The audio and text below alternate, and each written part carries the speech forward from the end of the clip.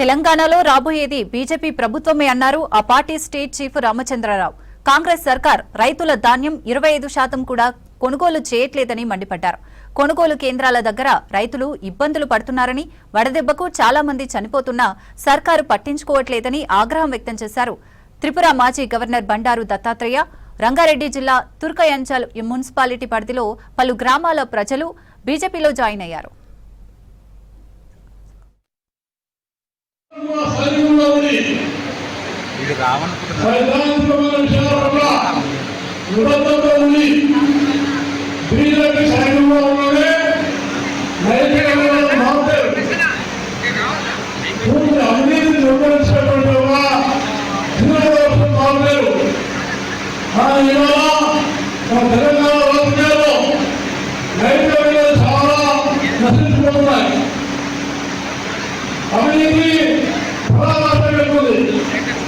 అవినీతి లేదు, ఎక్కడ కూడా పనిచేయడం లేదు.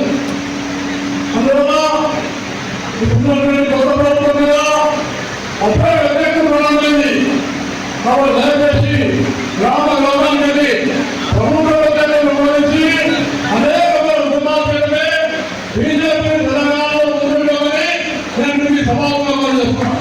లక్షలాది కోట్లాది ప్రాజెక్టులతో కమిషన్లు తీసుకున్న తర్వాత రాజకీయ దురహంకారంతో టీఆర్ఎస్ని ప్రజలు పక్కకు పెడితే ఓడిస్తే కాంగ్రెస్ పార్టీ కూడా అదే దారిలో నడుస్తూ ఉంది.